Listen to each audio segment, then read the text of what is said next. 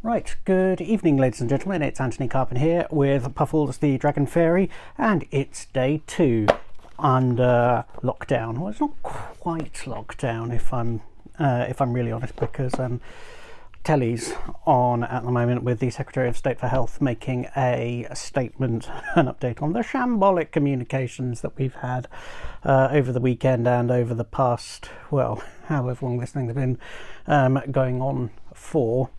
And the Prime Minister just went and made it worse today by making an announcement that they're strongly recommending that people don't go into public places such as bars, cafes and restaurants, but not actually banning people from doing so. Now, the reason why this matters is because small businesses and businesses generally cannot claim insurance on business disruption unless the government prohibits the business activities from actually taking place.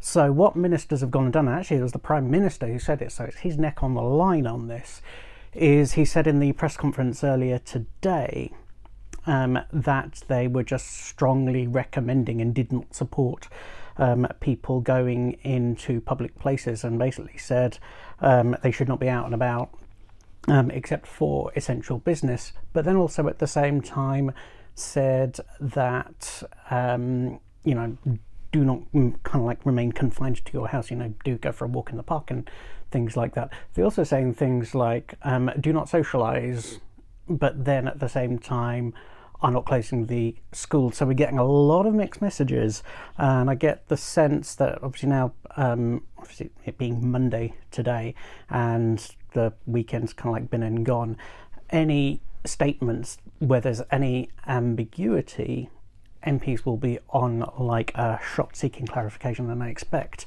that there will be 1 or 2 urgent questions coming tomorrow on Tuesday, basically to try and make sense of what's happening with the announcement on pubs and bars and other public places, because if it stays as it currently is, as announced earlier this evening, then none of those businesses will be able to claim insurance.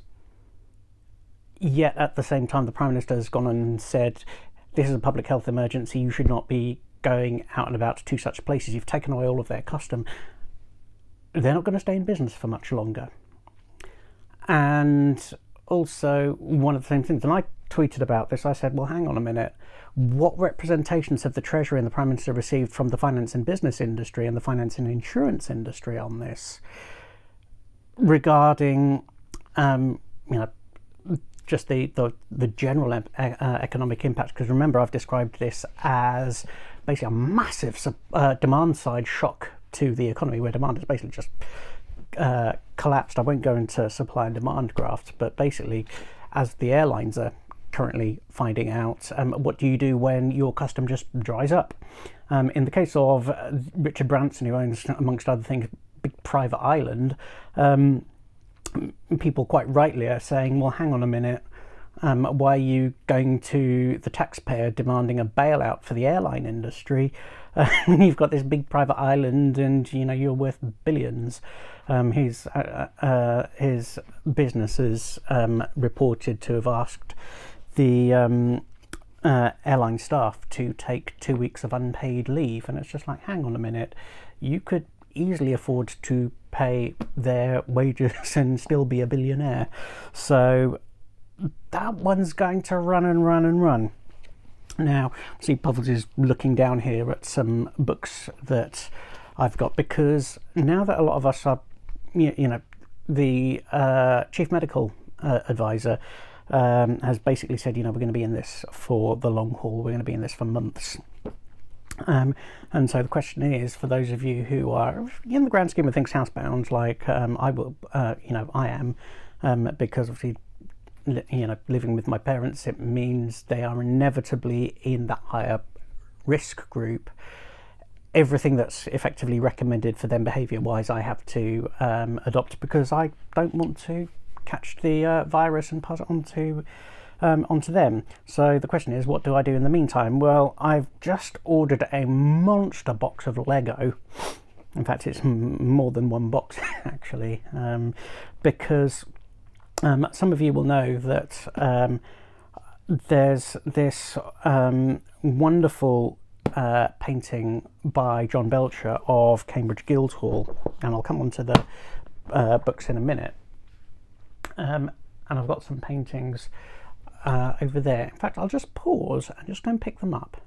Right, so back in business again with Dragon here with lapel mic, which I'm testing out because it's got a lightning adapter, and I want to see, and certainly on out and about recordings, whether it makes any difference compared to kind of like a normal 3.5 plug. And also I've got my Baroness Hale t-shirt, which is basically my protest in favour of law and order over Boris trying to circumvent things, and he finds himself caught between a rock and a hard place. But all of that aside, what I wanted to pick up was this. Now this is the design of the Cambridge Guildhall by the architect John Belcher for Mayor of Cambridge Sir Horace Darwin in 1897-1898. Unfortunately, the Conservative councillors voted against it. The whole thing went to a local referendum of the ratepayers, and they voted against it, so that's why we didn't get that. A few decades earlier, there's this wonderful design by Peck Stevens, or Peck and Stevens architects from the late 1850s, and it's this one. And it was the Guildhall design that was one of the other people who was behind it was one of the greatest men, along with Sir Horace Darwin, who served Cambridge, and that was Charles Henry Cooper, who, amongst other things, was kind of like the local historian, town clerk, magistrate, you name it. He kind of served in that role, and he was one of the people who commissioned a new Guildhall and a new concert hall at a time when actually we really needed it, because James Essex's one that was built in the mid-1700s, even though it was described as magnificent at the time, when you've got King's College Chapel on your doorstep, most other stuff is going to look insignificant compared to it. And you know, I guess it would have looked nice in you know, a normal market town, but you know, in the grand scheme of things, it was far too small. But you know, we kept it right until the 1930s, when Florence Ada Keynes basically said, right, okay, come on chaps, you've spent 80 years squabbling over designs and budgets and you still haven't got anywhere. We need a new Guildhall. So that's why we've got the one that we have now. In terms of, so basically my plan is with all of this Lego that's going to be coming, because I used to be a really big Lego freak when I was younger.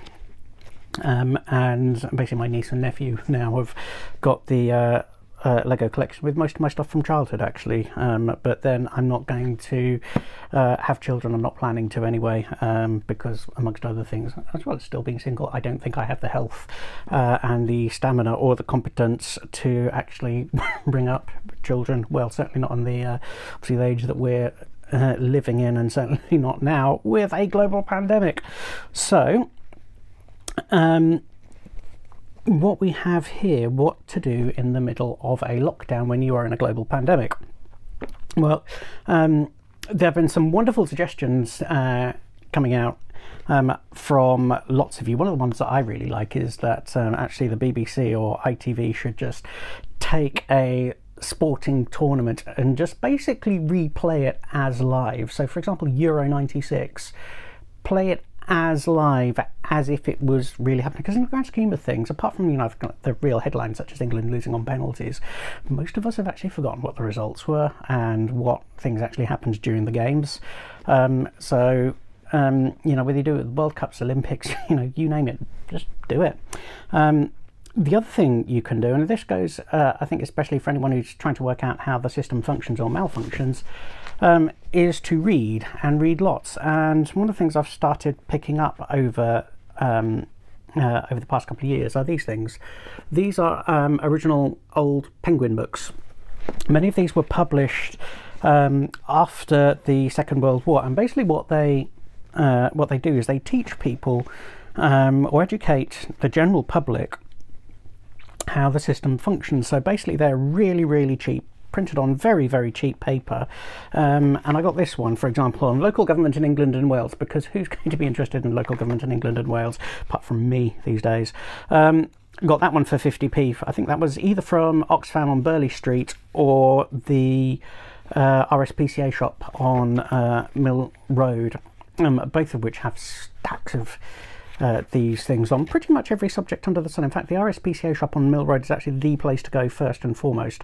And it's a brilliant intro. Now, obviously, the one thing to remember with all of this is obviously time has gone by and laws have changed, but the general principles, I think, for me, are actually quite sound. And it's also a sharp reminder to actually say, well, actually, what were things like before we got to today?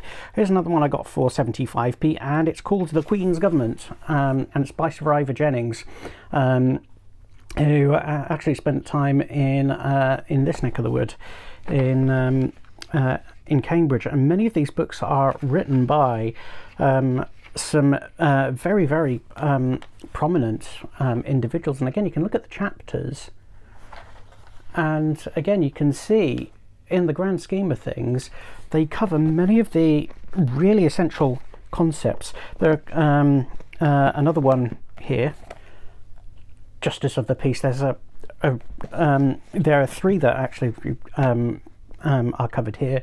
One is on the magistrates' courts, another is on the what we call today the Crown Courts, but I think the book is called the Assizes, as kind of was then. And then certainly if you live in and around Cambridge, town planning. Both my brothers are qualified town planners, as it turns out. But again, still the basics of how the system is supposed to work are in all those books, and they are dead cheap. So if you're looking for something to do, actually now is the time, you know, if you've got spare time on your hands, to basically figure out how the system of politics and democracy functions, and before you get overwhelmed, because you don't need to go really beyond the basics in the grand scheme of things unless you're a complete nerd like me. But once you've done that, once you've got the essential principles found, then just pick a policy area. Doesn't matter which one it is, just go for the one that most interests you, or kind of like covers, you know, for example, a hobby that you're really passionate about, and just say, yeah, that's going to be my specialist policy area. So it might be primary schools, it might be local hospitals, it might be roads, it might be motoring, it might be buses and trains, it might be the environment, you know, rivers and ecosystems, it might be town planning. You know, just basically just pick a policy area and say, well, actually, what is the regulation behind, or the policy behind, you know, pub opening times or football stadium legislation. That's, you know, pick basically if it's legislated upon or debated in the House of Commons, it comes under politics, and chances are there is a government policy on it. And you know, basically say within your social groups, actually, no, that's the bit that I'm going to focus on and keep my eyes and ears out on, assuming that, and say to your mates, you've got the other stuff covered. And then hopefully, I think as more and more of us, you're nodding, as more and more of us collectively find out about and get an understanding of how the system works, hopefully more of us will get involved and make it better. He says, looking at the TV screen over there, and it's Chris grayling on the telly. Oh God, please, no. Anyway, I shall leave it there on that dull note, and yeah, we'll hopefully see you tomorrow, where we might get a new piece of emergency legislation being announced. So, toodle pip.